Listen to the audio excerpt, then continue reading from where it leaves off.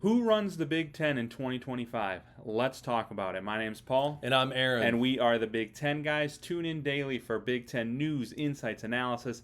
Anything you want Big Ten football, this is the channel for you. Aaron, tell them what they need to do. Guys, all you got to do, hit that subscribe button, notification bell, and absolutely pound the like button. And if you do, I don't know, maybe for Halloween we'll dress up like Bert and Ernie because apparently that's what people think we look like. But that's beside the point. Today, what we're going to be jumping into, one is ESPN's playoff predictions, what that is going to look like, and then Paul and I are going to jump into ours, going from 1 all the way to 12 Big Ten teams, shocking picks. It's going to be fun. Paul, what do you got to say before we jump in? I think you're going to be surprised by some of the teams we have on here. It was hard to pick which Big Ten teams because I think there's really a lot of potential. 6 of them that could make it. A lot of potential. And I just want to say, there's a certain fan base out there. I stayed loyal. And I'm not talking Michigan State. I love you, Michigan State. But that true fan base, you're nodding your head right now. You're like, I know. Aaron has my back. All right, so anyways, this is ESPN right now. Essentially what they have, in my opinion, nothing really sexy. A lot of these things you see right now should be no surprise. You have Boise State 12. That is your group of 6 team. Georgia number 5. So that means they're going to lose to Alabama most likely in the SEC championship game. Then you have Ohio State, Miami, Notre Dame. Let's see here, Arizona State, meaning they're probably going to be the winners of the Big 12, I believe, based on this. LSU, Oregon, and then we jump down real quick to the quarterfinals, so we'll see what the ones are. They have Texas having a bye, Clemson having a bye, Penn State, and then they have another one where it's Ohio State and Georgia. So a lot of common teams we shouldn't be surprised with. Penn State, Texas, Ohio State, Georgia, LSU, Notre Dame. A lot of these names have been thrown around not only by ESPN but other big sports media. And this is all I got to say is every time the experts do March Madness, they don't always do so hot. Most of the time they don't. So when we jump into ours, kind of comparing it with ESPN, don't sit there and be like, whoa, they're way off. Listen, I think we make valid arguments, and then I want you to be the judge. And at the end of this episode, or during this episode while we're doing it, go ahead and type down below who is your 12-team playoff prediction. You want to rank them 1 to 12. We don't care. Just comment below. Would love to hear from you. So we're going to start with 1. Work our way to 12 because I think as we get to 12, they get more exciting, in my opinion. Yeah. In my opinion. So, Paul, how about you jump into your first one? So I got Penn State number 1. I think they're, returning more than pretty much anybody. Out of all these top teams, I like their quarterback, running back, line, defense, everything. They're just returning so much. I got them number 1. I would agree 100% with Paul. Number 1, I have Penn State winning the Big Ten. A lot of people, they're either very high on Penn State or they say Penn State is not going to live up. They choke in big games. I disagree. I think this is their moment. They're going to be the number 1 seed. Again, as Paul said, a lot of returners. 2 best running backs in college football, best duo in college football in the backfield. They got to be number 1. Got to be number 1. Paul, who do you got number 2? Number 2, and I'll put an asterisk on it. I got Notre Dame. I don't think they're the second best team in the country. I don't know that they're one of the 10 best teams in the country, but they start the year at Miami, who I think is overrated. Then they play Texas A&M at home, I think, and then it's just hot garbage.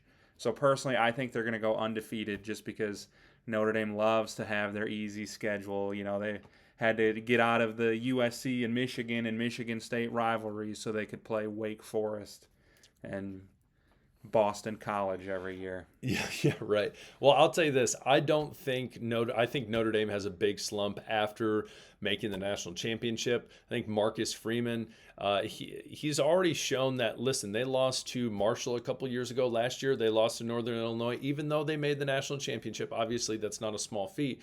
But again, I just see them having a down year. I don't expect much out of Notre Dame. I don't have them in my playoff. I'll say that. First shocking surprise for some people. Number 2, I have Clemson. Dabo Swinney, I think and Clemson in general did very well in the transfer portal. Cade Klubnik, I think, is one of the best quarterbacks in college football, right up there with Drew Aller. So I think Clemson means business. I don't think the ACC is a great conference. And so I think Clemson is going to run through. They're going to go undefeated. The only reason Penn State does better and is undefeated is the Big Ten is just much harder than the ACC. So that's number 2 for me. Paul, number 3, what do you got? Pains me to say it as a Michigan fan, but I have the Buckeyes number 3. I think Julian Sayin is going to be really good this year. I think they have the best player in all of college football at receiver. They might have the best defensive player in all of college football in Caleb Downs. They are, a lot of new starters, but they're all 4 or 5 stars. I think they're going to win every game except the Penn State game. There you go. Okay. That's realistic. Number 3, I have the Michigan State Spartans. They lose to, I'm joking. I don't have that. I wish in my dreams.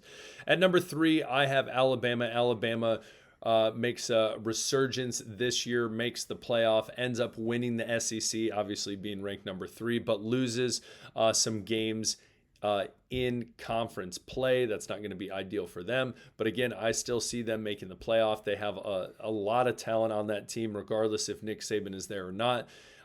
So I think they do well. Fun fact, their co-offensive coordinator, Nick Sheridan from Michigan. There was one point I crossed them out, and then I said, I'm going to write them back in there because I think they're going to be well.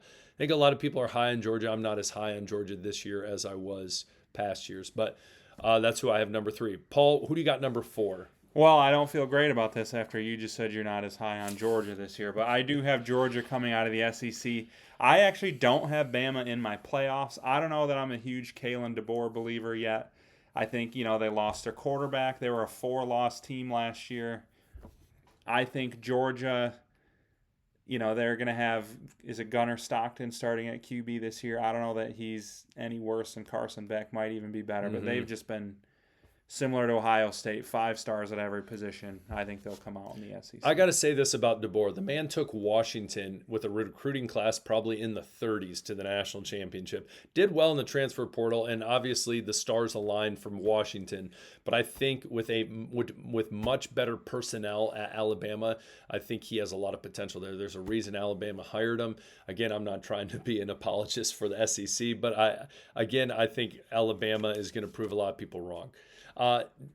Number 4, you said Georgia. Number 4 for me, I'm going Big 12. I'm going Kansas State. Avery Johnson at quarterback. I think their schedule, they do not play Arizona State, which is a big-time team. We might talk about them again in a minute.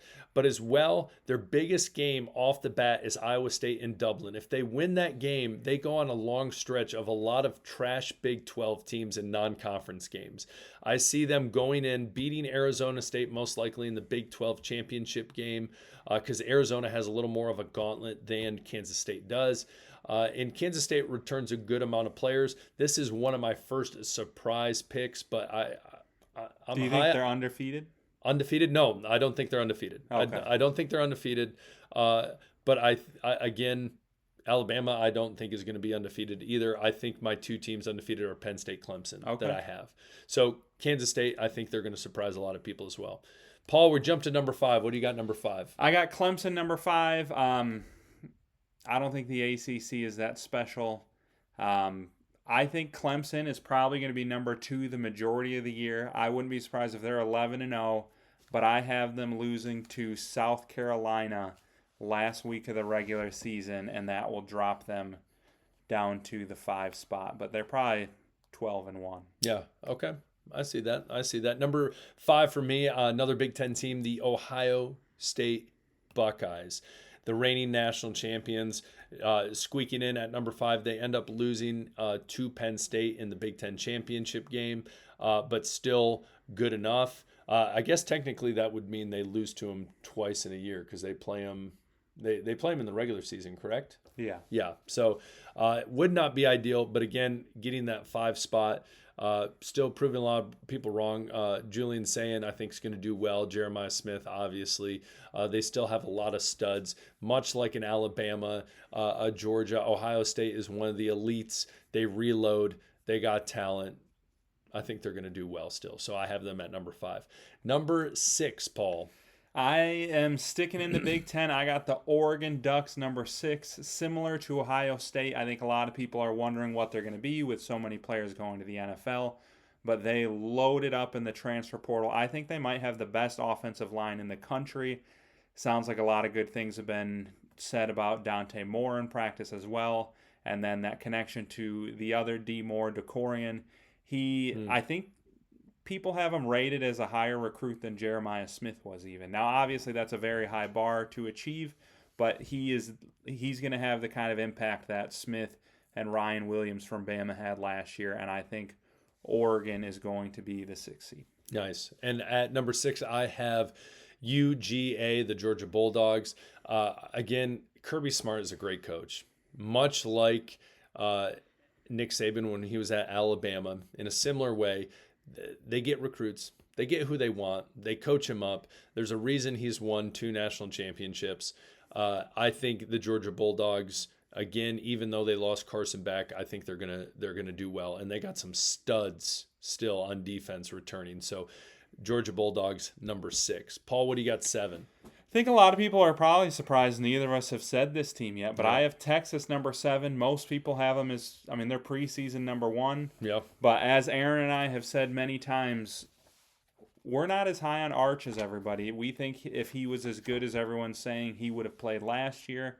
They lost a lot. I still have them in my playoffs, like similar to Ohio State, Oregon, Georgia, Bama. Like they have reloaded with 4 and 5 stars everywhere. I think they're going to be really good. I think Arch is a good player and will be one of the better quarterbacks out there, but I'm just not ready to say they're the number 1 team and that he's going to be winning the Heisman or anything. Mm-hmm. I would agree with that. Let's think about this on offense. They lose their starting quarterback for how many years in Quinn Ewers? They lose Gunnar Helm, the tight end that was solid for them. They lose Bond. They lose Golden. They lose a lot of talent on that offense. And Arch Manning, again, I'm not saying he's bad. I think everyone's drinking the Manning Kool-Aid. Yep. That's my thought. Number 7, I have the Oregon Ducks. The more to more connection, I think is going to be solid. I think that a lot of people, after they lost Dylan Gabriel and some other weapons on that team, that they're going to kind of take a step back. I disagree. Dan Lanning, I think, is a phenomenal coach. And so I see them at the 7th spot making another push in the playoff. Who you got 8, Paul? 8, this is my first big-time surprise. I have the Illinois Fighting Illini number 8. I think with Altmaier at QB, Gabe Akis manning that defense, they're returning a lot. They were 10-3 last year and beat South Carolina in their bowl game. I think they will be one of the better teams in the Big Ten.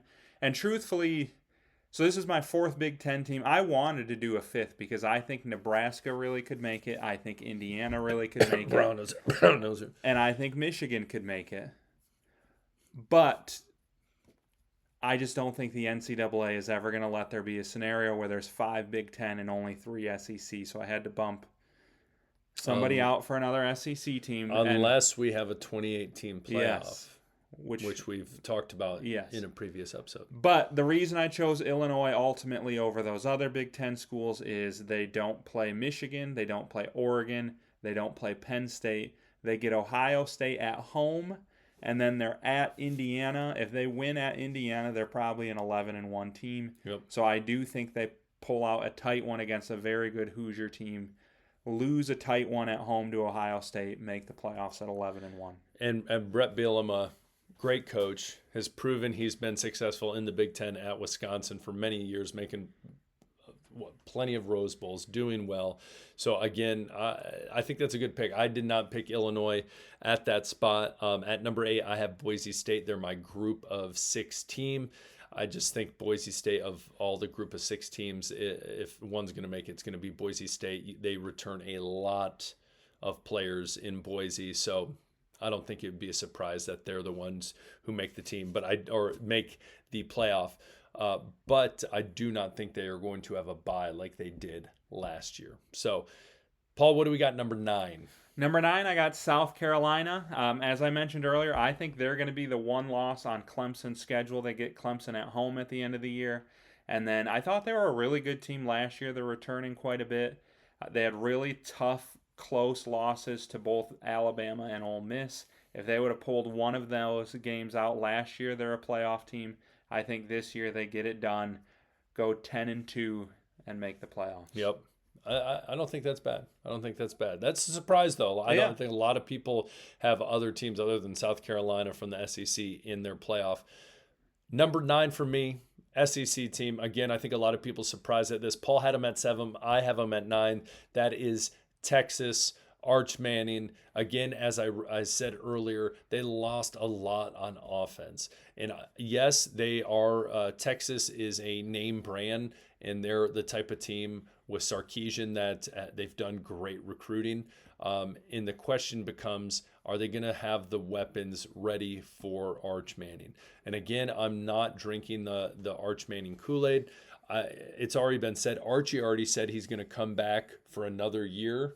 I believe I remember reading that. He believes he will. He believes he will. Yeah. So I truly think this year, I think he does all right, above average. I think the next year after that would be the year he explodes. But again, I can be proven wrong, and that's very possible. But I have Texas at number 9. They're going to lose I think they lose to Ohio State and lose another game as well. So Texas number 9 for me. Paul, who do you got at number 10? Number 10, I got my group of 6 school, and I have Boise State as well. I know they lost Ashton Genty, but I still think they have the best quarterback and the best overall roster in the group of 6. So Boise State. Yeah. That's pretty good. That's pretty good. Number 10, I have the Sun Devils, Arizona State, Sam Leavitt. They don't have my boy Scattaboo anymore because he's on the Giants, correct? Yeah. On the Giants. The Scandinavian, who is just an absolute dog. Probably one of the most fun playoff games I watched last year was Arizona State, Texas. Mm-hmm. That was a great game. Very fun game. And I was pulling hard for Arizona State. But regardless, I think they return a lot as well. And this is last year there was only one Big 12 team. I think this year there's going to be 2. Arizona State has a tougher schedule than Kansas State, as I said previously, but I think that they end up squeaking into the playoff as well. They have a lot of talent still on that team. Paul, who do you got number 11? Number 11, I hate to even have them here, but I have Ole Miss. As I said, I didn't think there's any way the NCAA allows there to be 5 Big Ten and only 3 SEC. Ole Miss loves to have the cupcake of all cupcake schedules. A lot of their tougher games are at home, and I think they'll go 10-2 this year. I wish I could put Nebraska or Indiana or Michigan there, but the NCAA won't let it happen. Yeah, it is. Oh, the NCAA. This is your playoff prediction. But it's I not, get what you're saying, but it's not my 12 best teams. It's my 12 teams who I think will make the playoffs. Yeah. I don't think they'll put 5 Big Ten I'll give you that. Number 11, this is probably one of my biggest surprises, but I have the University of Florida. Billy Napier needs to prove himself in Florida. DJ Lagway, absolute dog, has a ton of potential. Now, the biggest thing with Florida is this. Their schedule is an absolute gauntlet. Mm-hmm. It is tough. It is not easy. I would argue it's one of the hardest in the country. But to be the best, you got to beat the best, ladies and gentlemen. And so I think that Billy Napier and this Florida team, they return a decent amount on both sides of the ball. Again, DJ Lagway, I think he's going to be a problem for a lot of teams in the SEC. And it's finally they're going to be bringing, I feel like, I guess you had Trask. You had a couple of other okay quarterbacks after Tim Tebow. But DJ Lagway, Heisman watch list, I think Florida makes a big turnaround this year, makes it in the playoffs. Again, they're going to squeak in with a couple losses, possibly even you could probably argue even 9-3. But again, if you look at their schedule, it's tough. It's very tough. Yeah, if they go 9-3, they deserve to make the playoffs. Yeah. I think they have Miami and Florida State non-conference, so kudos to them for the tough non-conference games. And then I think they play Georgia, Tennessee, maybe even Bama. It's a gauntlet. Yeah, it's tough. It's very tough. So I got Florida number 11. Paul, your last Number 12, what do you got? Well, if you haven't noticed, I have not picked a Big 12 team yet. I think they're going to be the ACC of last year where Clemson, I think, was like number 16 or 17 and got the bid. I think so. I'm going to pick Arizona State. Same reasons Aaron said earlier. Levitt's really good, returning a lot of players. I think they ultimately win the Big 12. But I think them, Iowa State, Texas Tech, Kansas State, I think all four of those teams are in like the good but not elite category. I see them all tripping up and losing 2 or 3 games and it being a one bid conference where Arizona State gets the bid. Yeah, not bad. Not bad. It almost seems like how you put it, though, is you forgot you didn't have a Big 12 team, so you just threw them in at number 12. No, I knew I needed a Big 12 team, but I don't think they're going to be one of the 12 best teams in the country. Yeah, I got you. No, I get that. Number 12, maybe I'm the true brown noser, but I truly believe this. Number 12, I think Nebraska is going to sneak in. Raiola, absolute dog, think he's going to do well his sophomore year. Matt Rule, we have said this before plenty of times on this show.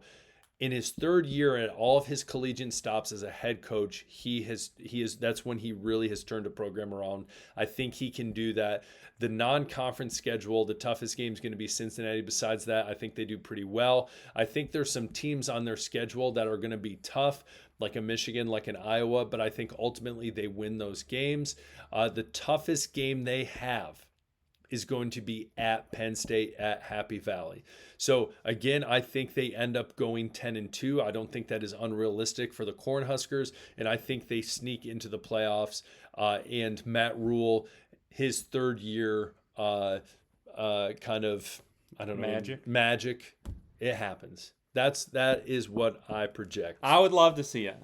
We love the Cornhuskers here. You guys, Cornhusker fans, deserve it, and I do like I said earlier. I think them, Illinois, Indiana, Michigan, all four of them are going to be battling for that last Big Ten spot. I think Ohio State, Oregon, Penn State are pretty much locks, and then a fourth team is going to get in. Will it be Michigan? Will it be Nebraska? Will it be Illinois or Indiana? Big early season. I think, do both of those games happen week 4? Yes, I think they so. do. Yeah, so that is going to be a huge, a low key, huge week for the Big Ten when Illinois plays at Indiana and Michigan plays at Nebraska. Because I think those 4 teams are going to be the 4 that are going for that last Big Ten playoff And spot. this was what tough. There are certain teams, like, I know Paul doesn't have them, I don't have them. Indiana's a team that we're very high on. Again, they would be an honorable mention on my list. They have a tough schedule where they play Illinois, at Iowa, at Oregon, and then you jump down to Penn State. That's 4 super tough games. And 1, 2, 3 of those are away. That's Iowa, Oregon, and Penn State. That's tough there. Yeah, that is. And so, though they have their non-conference, they go in, they should do really well. And I think they will do well still this year. Those are 4 really tough away games. So that's one team as well. Illinois, that's another honorable mention for me. I think Paul said it really well, that they do have a ton returning. They have a pretty favorable schedule. They have a couple tough games, but very possible they go 10-2 and prove a lot of people wrong. So, Paul, were there any other teams that, before we leave, maybe the University of Michigan? I think Bryce Underwood's going to struggle his first year. I think he's going to be all right, but I don't think he jumps right in and surprises the world. Yeah, I mean, I didn't put him in my playoffs, and that's as a Michigan fan. But if he has the kind of freshman year that we've seen some of these truly great college football players have, Michigan absolutely will be in the playoff conversation. So we'll see. What's interesting, too, some people had, and these are just other teams, Texas Tech. Texas Tech has oil money now. They did crazy in the transfer portal. I don't think that necessarily turns it into a playoff team year one of them doing that, but it would be interesting to see. Originally, I had Louisville in there as another ACC school. They have a very favorable schedule. They get Miller Moss, the USC transfer, pretty good quarterback. I think he'll do really well in the ACC. I ended up taking that out. But that was another honorable mention for me. Paul? Anything else? Just don't forget on your way out, hit the like button, hit the subscribe button, get those alerts on. We got a lot more Big Ten content coming. Do not miss out. Again, post below who are your 12 teams making the playoffs. We'd love to hear from you, and we'll maybe chit-chat with you down there. So we'll talk later. Peace. See you.